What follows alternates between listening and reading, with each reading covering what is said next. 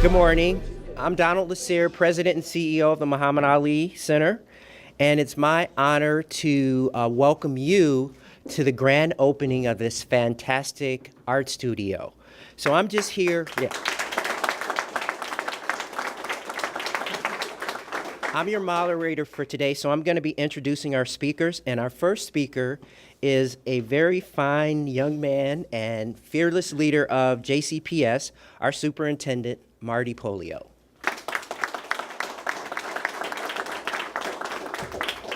Thank you very much. Such an honor to be here today. First of all, we've come down to now Central High School several times in the recent months for some fantastic things happening. So first of all, I want to congratulate Principal Green and the faculty and staff at Central and all the students for the wonderful things that are going on in this school right now. It's just, it seems time after time we come down here and present something new that's happening, something innovative, and this is just another great example of the innovation in education that is taking place. A year ago, a little less than a year ago, right after I had started the position, Donald and I from the Muhammad Ali Center, he came to visit me and had an idea about having an art studio really to honor Muhammad Ali and the work of LeRoy Neiman and the Neiman Foundation, and picking a school that we thought would be a good match. And so clearly Central is a perfect match, as it is the high school of the champ himself. And we thought this was a great opportunity to bring this project, and goes well beyond what sitting in that room a year ago we thought that this would probably be. And so I can't say enough about facilities and how important they are in support for kids, and we see kids in here right now doing work. I went over and asked them about this facility, and you could just see the excitement on their face for the opportunity to do this great work. And so I'm just excited to be here and to be a part of the opening of such a great facility. I would like to thank Miss Ali. I never thought I would be in a situation where I would have the opportunity to meet her and partner with her in such great work. So it's such a great honor for me, and I'm just happy to be a part of this great work with JCPS, the Ali Center, the LeRoy Neiman Foundation, and for most importantly, the students of Central High School and the opportunities they're going to have here. So great honor. Thank you very much. I'd also like to recognize our board member, Miss Diane Porter, who is a champion herself for Central High School. So she is here all the time and works so hard for the students of Central High School and all the students of District 1, and I just wanted to take a second to recognize her. So thank you very much for being here. We're excited for the future of this great project. So our next speaker is our mayor, who happens to be the most compassionate mayor in the world, and also a very great innovator, and so I'm sure he's going to have some great things to say about this creative space we're in right now. Mayor Fischer. Thank you. Well, good morning, everybody.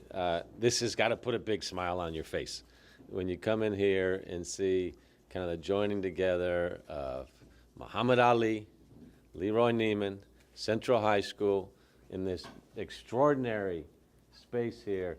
And I smile because I just know the thousands and tens of thousands of young people that are going to be so inspired by this place and how this space is going to change their lives and how they're going to look at the future in a whole different way. Central High School is so important to our city with the students that are coming out of Central today.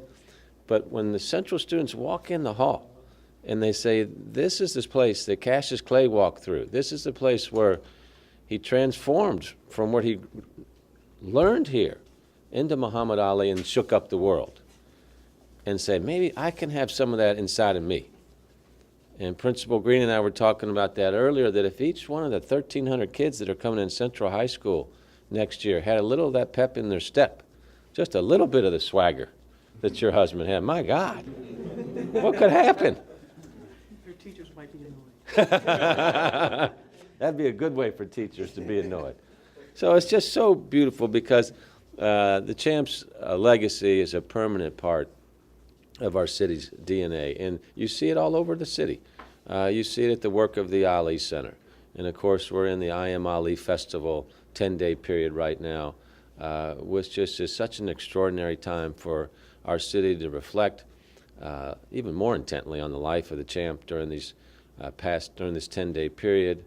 The period 2 years ago when the world came to Louisville, Louisville went out to the world to celebrate the life of the champ with such dignity and respect and class, and that's when that week shook up the world, because we had never seen the world stop and respect and admire and say goodbye to an individual like Muhammad Ali. So just a fantastic week for us every year when we come back and say, okay, what can we learn? How can we take this to the next level?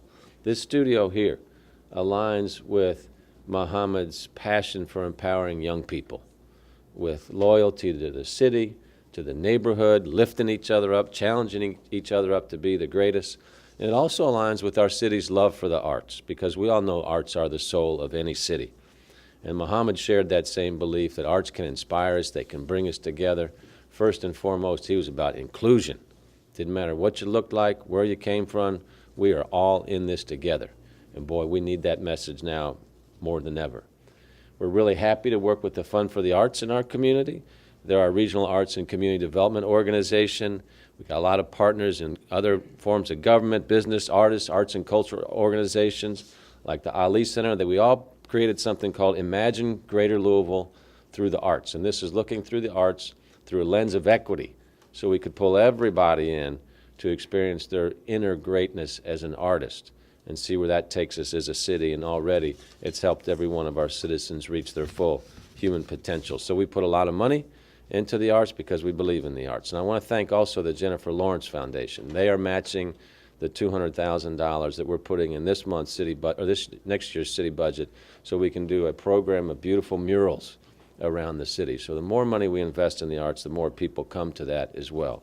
And if I could make just one plug before I sit down, for the parents out there, our Cultural Pass is now available. The Cultural Pass is available for youth from 0 to 21.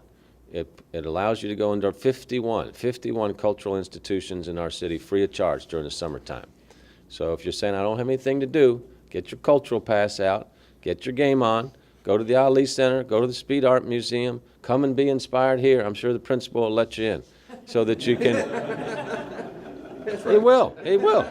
Now, he might put a paintbrush in your hand, or he might give you a drum to bang on, but it's all about getting out here this summer, and our Cultural Pass helps make that happen. So this is just such another happy day for our city. It shows you, take the authentic strengths that we have as a city, build on them, be proud about them, have great partners, and shout them out to the world and say, this is what a city looks like when you bring everybody together. So I want to thank Donald and his team, Lonnie, for your constant inspiration that you bring to our city, the generosity of all the folks from the Neiman Foundation. I really want to say hello to Tara Zabor here. Where's Tara? Tara's a special friend of the city. Her father-in-law represents Louisville and Washington, D.C. He's an extraordinary individual. So Tara, that makes you a very special person for us here in Louisville. And thank you for what you do with the foundation and bringing this to our city. Let's give Tara a round of applause. All right, this is a great way to honor the champ's legacy by helping our young people develop the creative skills to make it happen every day and create their own legacies here in our city. Thanks, everybody. Thank you, Mayor Fischer. So now I have the honor of introducing a person that needs no introduction, but she's going to tell you a little bit about Muhammad and LeRoy's friendship, and also a little bit about Muhammad the artist, Mrs. Lonnie Ali. Thank you. Thank you. Good morning, and all I can say is wow. I walked in here and I was just amazed, overwhelmed at the beauty of this art studio. And I have to tell you, I'm really thankful to Janet Neiman, the LeRoy Neiman Foundation, to Donald, to Superintendent Pollio and the mayor for being here, and everyone at the Ali Center who helped make this possible, and of course Principal Green, who had a vision as well to inspire his students, to give them everything that he could to make them the greatest. But I have to tell you, Muhammad and LeRoy's history goes back over 50 years of friendship. And they were both original innovators. LeRoy with his artistic style on canvas and any other medium he could put his pen to or his pencils to, and Muhammad in the ring. But both of them would be so proud of this. And when Muhammad was younger and when he was boxing and he was training, you would find LeRoy tucked away in some obscure corner, catching it all on paper, catching it in his sketchbook, and capturing the energy and the persona of Muhammad like no artist could. And he did this with not only his innovative style of art, but also with the colors that he used and his unconventional way of putting it on paper. As you can see, there's no defined lines per se. LeRoy let it all hang out, and it was wonderful. And Muhammad loved it. He loved every minute of it, and he was so inspired by LeRoy, he too asked LeRoy, believe it or not, to give him some lessons in art and how to do that. Muhammad's father was an artist, so art was in Muhammad's genes. His dad was a local artist here. He was a sign painter, but he could do much more. He did a lot of the religious murals here in the city and a lot of the black churches. He did a lot of other art. I lived across the street from him, so I got to see the expansive talents that he had. He could carve furniture, just a prolific artist in his own right. And some of those genes were passed down to Muhammad's, but Muhammad wasn't LeRoy, but Muhammad was an artist as well. And, but LeRoy liked watercolors, oils, acrylics. Muhammad liked Sharpies.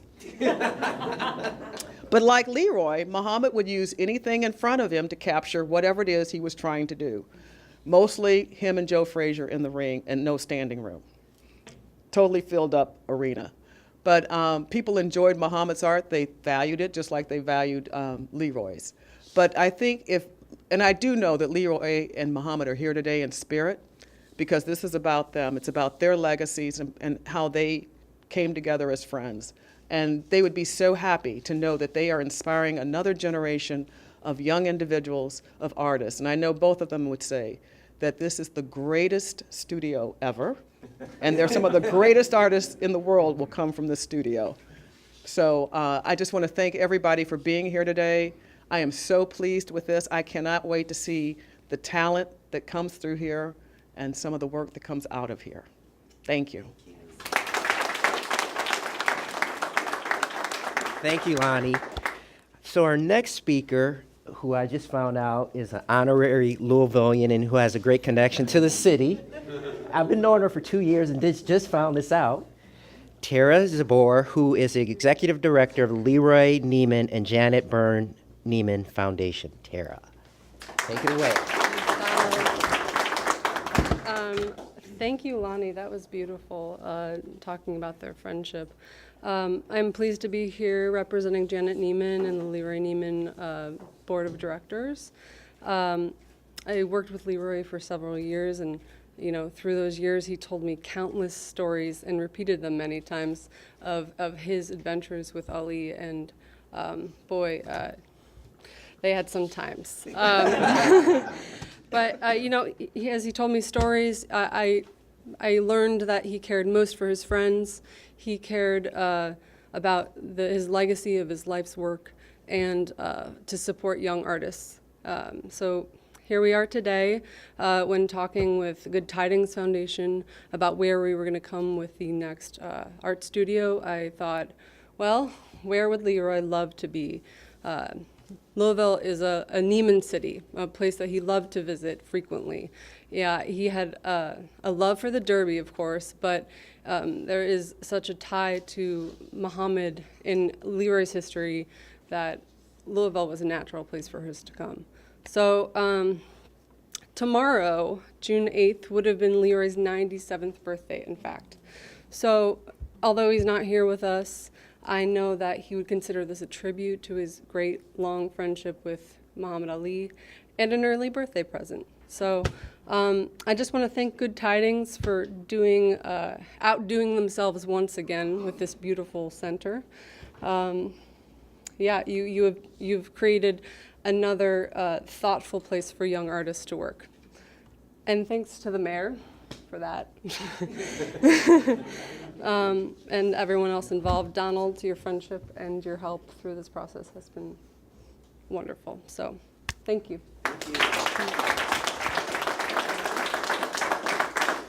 So Tara mentioned the Good Tidings Foundation. So I had the privilege of meeting Larry Harper. Come on up, Larry. He is the person that had the grand vision for how this studio was going to look. Very creative, but very functional. And with that, I'll keep it short and just introduce you to Larry Harper from the Good Tidings Foundation.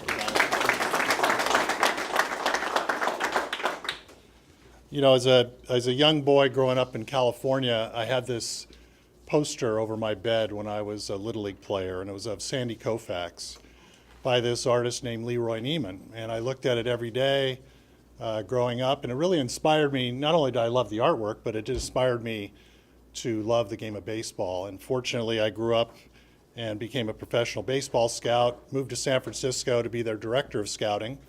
And in 1989, World Series, they sent this artist out to be the official artist of the World Series. And they didn't say the name, but I went down to the field, and lo and behold, it was LeRoy Neiman, this America's greatest artist, the same artist who had painted that wonderful painting of Sandy Koufax of me growing up, and I got a chance to meet LeRoy.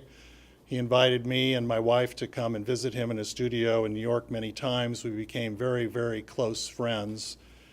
And later on in life, when I wanted to really pursue my mission to serve underserved kids and deserving children, and started the Good Tidings Foundation, the first person I called was LeRoy Neiman. I said, would you like to get on board?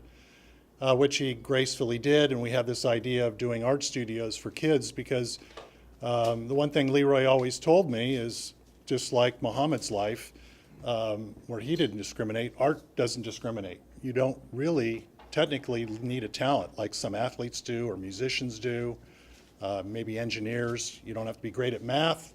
You don't have to, all the STEM talk or all the stuff. It's just being creative. And once you take a pencil or paint to paper, you're an artist.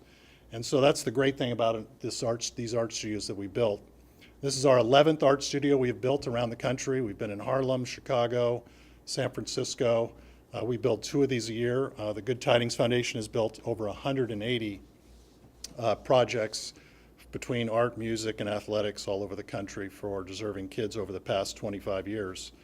We're certainly honored to be here, part of Ali Week. We got the pleasure of being part of this movie premiere a couple nights ago with Lonnie and the mayor. It was just a tremendous movie and really put a shine on this city. Being from San Francisco now, we just had a mayor race the other day, and I mean, I don't know what it's going to take to get you to come to our city. But what I loved about it, I think I told the mayor this earlier, when I saw that film and how the city reacts to their politicians, they're really not politicians. They really are truly, community servants and public servants, which I think is very refreshing in today's world. So I'd like to thank certainly our architect who's been with us all along, who designed this, MBH Architects. When you leave your area, your comfort zone, well, who's going to build it for you? And that was the big question. And so Donald referred us to the person who just did a beautiful remodel at the Ali Center, John Grayshaber of G&M Maintenance. John, raise your hand. Not only do you have to meet somebody for the first time, but you have to say, okay, I want all this great stuff, and I want it for half off. And John and his team just came up with these wonderful ideas, along with our architect, to work on the fly, to build something in a very short time so we could have it here during this week of celebration. Of course, I'd like to thank my wife, who's my partner in all this, the great designer of the beautiful floor, Ronnie, who's here, and one of our board members who came out, Rick Lyons and his wife, Anna. Would like to thank them for coming all the way out. So Anyway, it was our pleasure to be here, certainly an honor. Donald and I have also talked about potentially another project coming our way for the city of Louisville to work with the Ali Center and honor Muhammad's life also. So we look forward to that in the future. Thank you. Thank you. Ready? So our next speaker is not only a great principal and a great educator, he just happens to be, I think, one of the best recruiters in the city. I have a 12-year-old, and he already has me thinking about, but almost positive, I'm going to enroll her at Central High, assuming she gets in. That's a hint, Raymond. Okay. That's a hint. All right, so I'd like to introduce you to Raymond Green, the principal of this wonderful high school. Raymond. What an honor and what a joy it is to be here today. My name is Raymond Green, and I'm the principal here of this historic institution, Louisville Central High School. Dr. Pollio, thank you for being here today. Our board chair, Ms. Diane Porter, thank you for being here. Mayor Fischer, we appreciate your presence here today. And to the one, the only, Ms. Lonnie Ali, before I continue on with my remarks, I do have something I want to give you on behalf of our school.